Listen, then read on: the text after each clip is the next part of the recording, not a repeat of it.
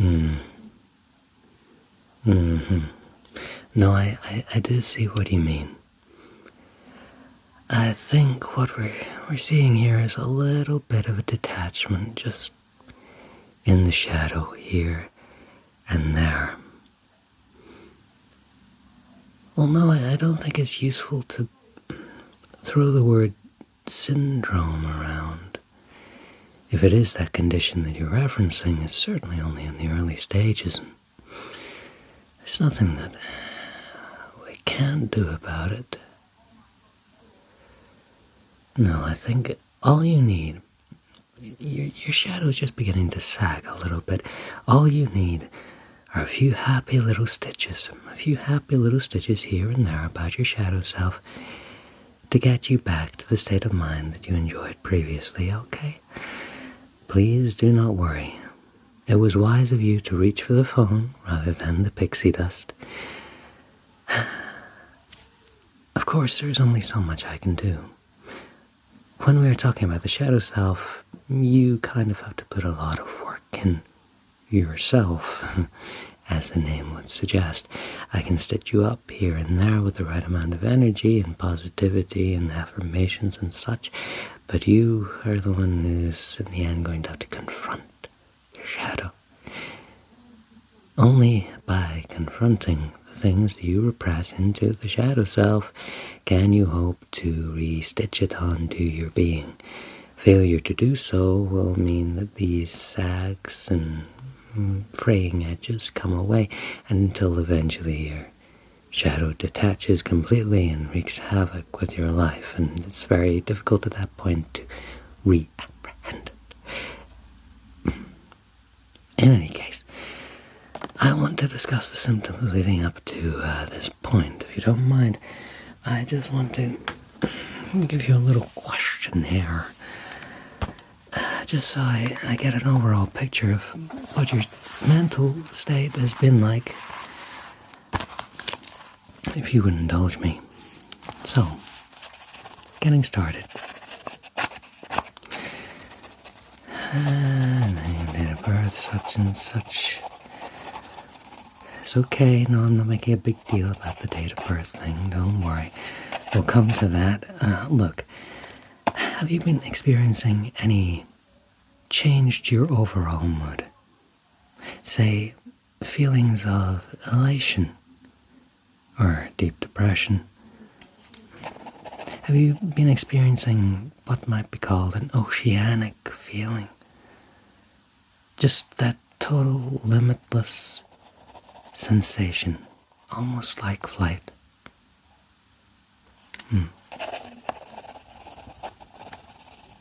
I see. And in extension to that, have you been experiencing, and I know it might be hard to judge from the inside, but have you been experiencing any feelings or delusions of grandeur? What do I mean by that? Well, feelings like you're invincible, that you can, in fact, fly. Taking charge in imaginary situations, believing that some people are beneath you, that you're in charge of, say, a gang or a group of so-called friends, but you're very much in charge. You're the one calling the shots. Okay. All right. Okay, and in addition to that, would you say that you believed in fairies? Oh, in fact, maybe don't answer that. It's kind of a loaded question. I want you to remember 3 phrases for me, if you could. Jolly Roger, crocodile, and I do believe in fairies. How about that? So just remember those phrases if you can. I'll ask for them later on. Now, have you ever toyed with the idea of liberating children from their parents in a mode conventionally described as child abduction. No, I understand. I understand. It can be difficult when you see children being punished in the street for something. Well, you can see the injustice if maybe the parents can't. Yes, of course. Well, of course, sympathizing with the younger generations is completely understandable. Of course. Robert Pattinson does it all the time. And nobody's bringing him into a shrink, are they? No. I see. Very good. Okay, well, little experiment. A clock is ticking, tick-tock, ticking in this room. What feelings does that inspire in you? Well, I mean, do you feel fear, anger, a sense of sick justice knowing that a ticking clock is a perennial enemy of the adult? Okay. And do you consider your general pattern of thought to be an optimistic one? A joyous one? A childlike one? Right. Okay. And what is your social security number? Well, no, I'm not. All right, the first few digits are fine. I'm not asking you for it. I just want to know if you remember it. Okay. And remember that you have one. Now, what were those 3 phrases? Jolly Roger. Yes. And you never smile at a crocodile. And that last one, make sure you get it right now. Wonderful. Okay, and who is the current president of Nintendo?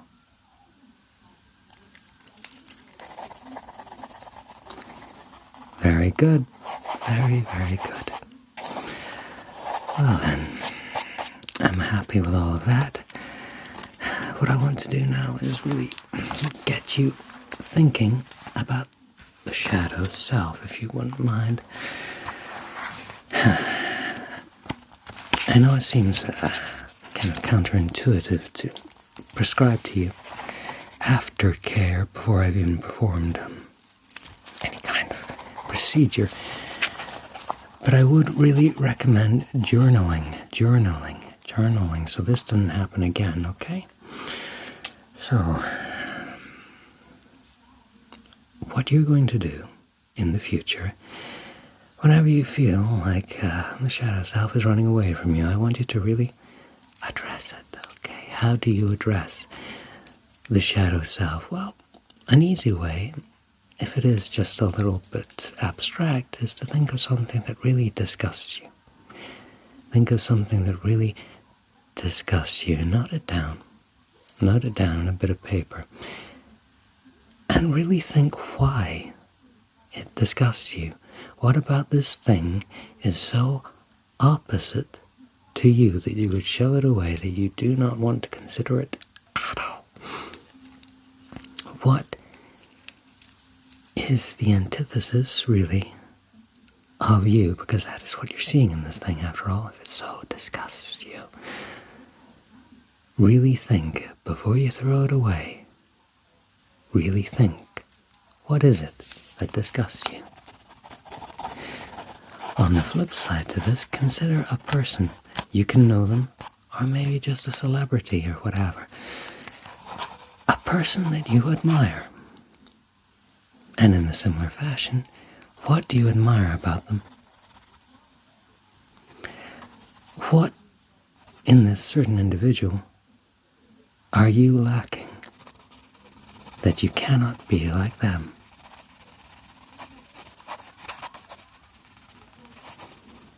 Okay? I'm just writing these things down so you don't forget them. And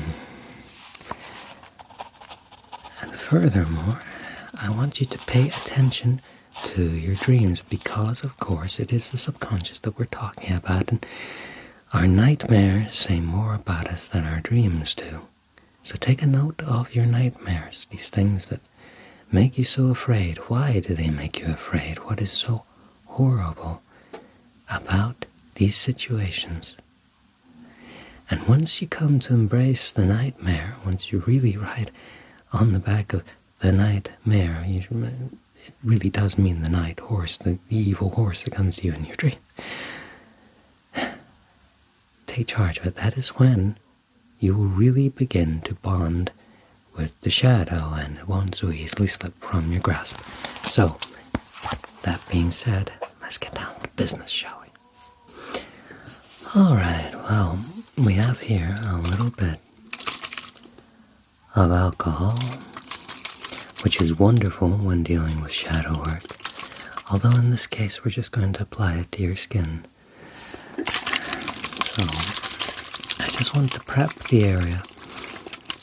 Yes, I know, it's not just a mental thing we're talking about. It's just not in that little noggin of yours. It is in your whole psychic field, which extends quite a bit away. And I can see quite clearly where the shadow self has frayed and come loose and begun to sag. I'm just going to agitate this little solution here. Just make sure it's all nice and good for you. We're just going to invert and come in and begin prepping.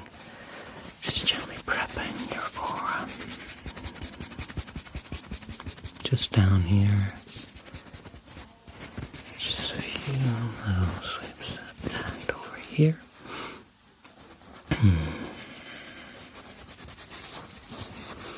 Just relax. Just relax. Good.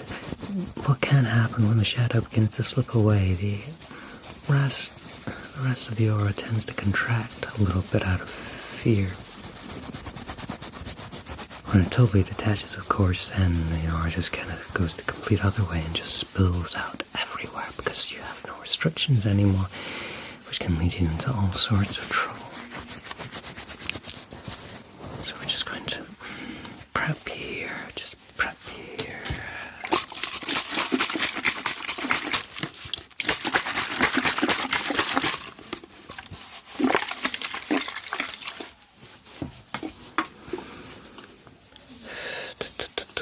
Nice and sterile. Nice and sterile. Nice and sterile.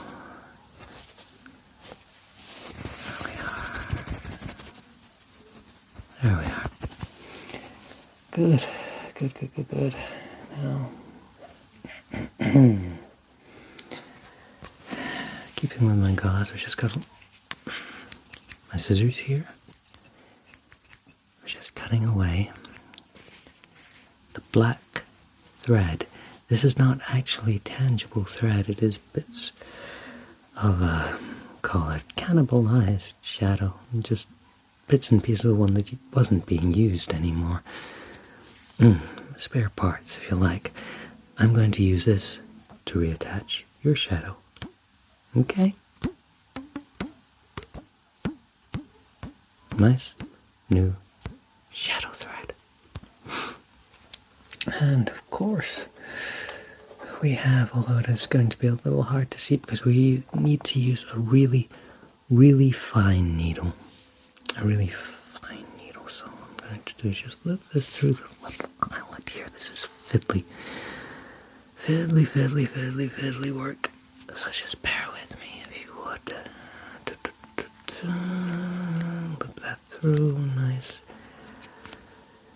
Attached. There we go.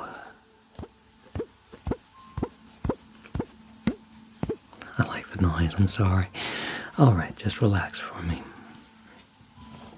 I'm going to come in here and just begin stitching your shadow. Stitching your shadow. I don't want to nick you anywhere. And I just want you to remember as I'm doing this, what we talked about. That's right, all the things that you repressed. Think of a time in your childhood, perhaps, where you were really kind of put out of joint, where you felt like you were treated with some degree of injustice,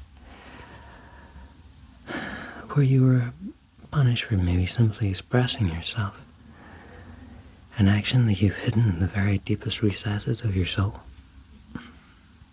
Yeah.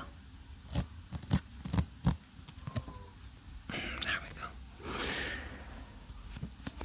The learned behaviors that our parents, our teachers, our friends and loved ones all put on us. Good. That's good for that part.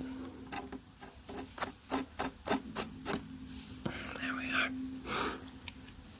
Just coming through. There we are. Just giving you nice Paris style seams here. So it's seam. Just coming in. Yeah. Good. You're nice and relaxed. You're making this very easy for me. Thank you very much. Thank you very much. Thank you very, very much. Although I am slightly alarmed that dealing with these things is so easy for you, why don't we just try and spice it up a little bit and try and remember a nightmare, a very recent nightmare that you had. Okay? Something dark. Or maybe not a nightmare, a dream that made you a little bit uncomfortable to have. Because sometimes those can be even worse than our nightmares. Dreams that make us happy that we know shouldn't make us happy. And when you wake up, you have this odd sense that you really don't know yourself at all. Good. No, you don't have to tell me. You don't have to share it. Of course not. Just admit it to yourself. Admit it to yourself. Admit it as part of your being. There is no judgment here. When you're doing shadow work, there can't be any judgment at all. Judgment is what causes this kind of separation. When you sweep it under the shadow rug, well, things start to get a little bit complicated, don't they? Mm-hmm. There we go. And I know we've talked about all these exciting things like repressed dreams and nightmares and all the things you don't like to admit to yourself. But shadow work can also be quite boring. The remedial things of day-to-day life, adulting, whatever. These can be very hard things to adapt to, more so in this society now that we live in, where it is so very, very difficult. It is very easy to run away because it feels like our participation really isn't required. You have AI to do so many things now. It's very easy to run away. It feels like you're not wanted by employers, by the state, that you're somehow just an inconvenience, and therefore you escape to a comfortable little dream world, to a Neverland, which is a far more liberated place than anywhere on Earth. It doesn't get into all these funny wars, and all the evil really does melt away like lemon drops. So wait a minute, no, I'm getting my imaginary places mixed up. But it rings true, you know. It rings true. Good. That's nice and attached now. So, we've addressed these things. You know your aftercare. The shadow is secured. I say my work here is done. Wonderful. So, you made a wise call, as I say, reaching for the phone rather than the pixie dust. I hope that you will do so again should this ever happen, but of course this isn't going to happen again. Is it because you're safe and secure with this shadow self? I don't mean to completely sublimate it into your overall being. It is a healthy part to keep certain things to the side, on the wall, and only seen in certain circumstances by the low light when you're really considering yourself. That's fine, but don't let it run away. Your shadow is what keeps you grounded. Neverland is a lovely place, but there are no bathrooms or restaurants or anything fancy there. You can't live in Neverland, I'm afraid. But it is a nice place to visit now and again. That much I'll admit. Well then, can I get you anything? You have been through somewhat of a traumatic experience. It is difficult doing shadow work. Can I get you brandy, perhaps? That's always good for shock. I'll fix us up a drink, why don't we? There we go. There we go. And sit back and just relax. Just relax. To the right. Just relax. Shines in the night for you. To tell you that the dreams you plan really can come true.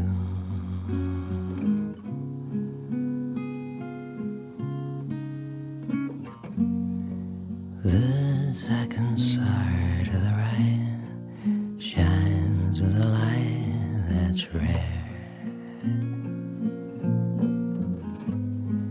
And if it's Neverland you need, its light will lead you there.